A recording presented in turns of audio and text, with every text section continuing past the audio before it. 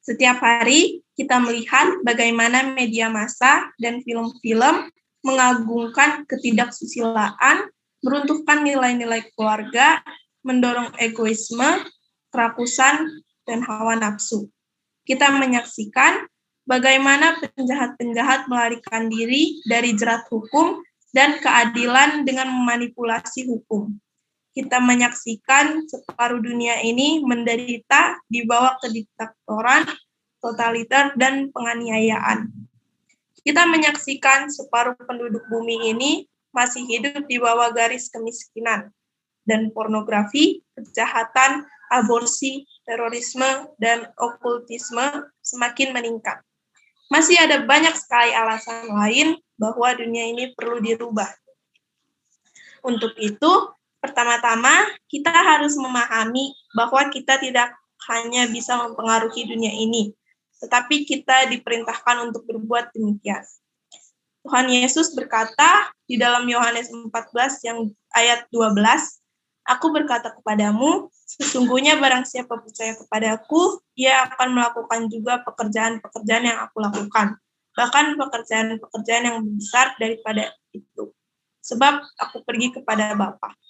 Demikian juga ia memerintahkan kita di dalam Kisah 1 ayat 8, "Tetapi kamu akan menerima kuasa kalau Roh Kudus turun ke atas kamu, dan kamu akan menjadi saksiku di Yerusalem dan di seluruh Yudea dan Samaria dan sampai ke ujung bumi." Menjadi saksi dan menyampaikan Injil merupakan cara terhebat untuk mempengaruhi dan mengubah dunia di tempat kita tinggal. Dengan begitu, kita mereformasi dunia ini dengan pemberitaan Injil. Jadi kita tidak hanya diperintahkan untuk membaharui dunia ini, tetapi untuk menjangkau manusia dan mengubah hidup mereka. Mari kita melihat satu contoh di Alkitab. Seseorang yang mengubah dunia di tengah-tengah lingkungan asing. Dia adalah Yusuf. Yusuf adalah seorang yang dibesarkan dalam keluarga yang memiliki banyak permasalahan. Ayahnya yang bernama Yakub memiliki 4 orang istri, yaitu Lea, Rahel, Bilha, dan Zilpa, serta memiliki 12 anak laki-laki dan 1 anak perempuan. Keadaan rumah tangga Yakub selalu disertai hal-hal yang buruk, yaitu sikap iri kasih, iri hati, kebencian, dan kesombongan yang pada akhirnya menuntun kepada ketidakharmonisan di dalam keluarga. Oleh karena rasa iri hati dan cemburu saudara-saudaranya, Yusuf dijual ke orang Mesir. Namun tindakan jahat saudara-saudaranya itu justru menjadi berkat yang terselubung bagi Yusuf di balik kejahatan saudara-saudaranya dan pada dirinya itu. Karena Yusuf telah dipakai Tuhan untuk mendatangkan berkat bagi kerajaan Mesir dan juga bagi kaum Israel. Dari kisah di kitab Kejadian pasal 37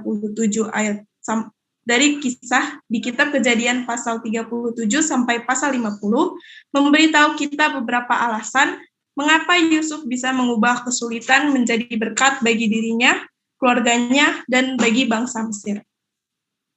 Pertama, dia yakin Tuhan Sang Pelindung kehidupan dan kebenaran tidak pernah menutup mata terhadap situasi hidup yang dia alami, apalagi terhadap tindakan jahat saudara-saudaranya pada dirinya.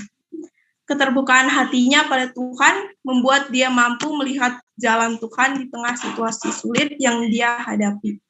Dan sikap imannya yang selalu melibatkan Tuhan ternyata mendatangkan berkat bagi banyak orang. Kedua, Yusuf berupaya mentransformasi bakat, kemampuan dan talenta yang Tuhan berikan dalam dirinya sehingga berguna bagi Firaun dan rakyat Mesir.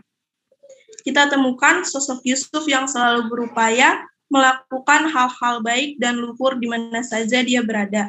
Selain itu, tuannya melihat bahwa Yusuf disertai Tuhan dan bahwa Tuhan membuat berhasil segala sesuatu yang dikerjakannya. Maka Yusuf mendapat kasih tuannya dan ia boleh melayani dia. Kepada Yusuf diberikannya kuasa atas rumahnya dan segala miliknya diserahkan kepada kekuasaan Yusuf.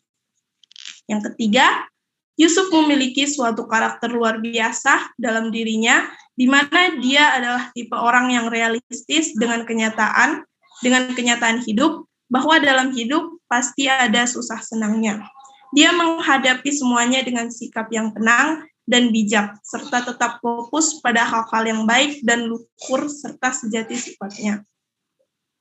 Satu karakter luhur dalam diri Yusuf, yakni tidak suka membalas kejahatan dengan kejahatan. Dia sebaliknya menampilkan sikap belas kasihan dan mau berbuat baik. Ketika saudara-saudaranya cemas bahwa Yusuf akan membalas kejahatan yang mereka lakukan pada dirinya, Yusuf justru menunjukkan karakter luhur dirinya. Janganlah takut, sebab aku inikah pengganti Allah? Memang kamu telah mereka-rekakan yang jahat terhadap aku, tetapi Allah telah mereka-rekakannya untuk kebaikan, dengan maksud melakukan seperti yang terjadi sekarang ini, yakni memelihara hidup suatu bangsa yang besar. Jadi janganlah takut, aku akan menanggung makanmu dan makan anak-anakmu juga. Di dalam buku Roh Nubuat, Alfa dan Omega, Sejarah Para Nabi, Jilid 1 bab 20, yang berjudul Yusuf di Mesir, Ellen G. White menuliskan beberapa hal penting dari kehidupan Yusuf.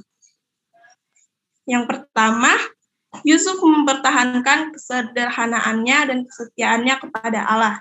Yang kedua, iman serta kejujuran Yusuf harus diuji oleh godaan-godaan yang hebat.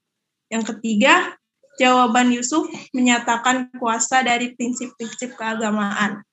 Jikalau kita membiasakan diri dengan kesadaran bahwa Allah melihat dan mendengar segala sesuatu yang kita perbuat serta katakan, dan mengadakan catatan yang teliti akan segala kata-kata dan perbuatan kita, dan bahwa kelak kita harus mempertanggungjawabkannya, maka kita akan merasa takut untuk berbuat dosa. Yang keempat, biarlah orang-orang muda selalu mengingat bahwa di mana saja mereka berada, dan apapun yang mereka perbuat, mereka berada di hadirat Allah. Tak satu pun dari segala perbuatan kita terlepas dari pengamatannya. Kita tidak dapat menyembunyikan jalan-jalan kita dari yang maha tinggi itu.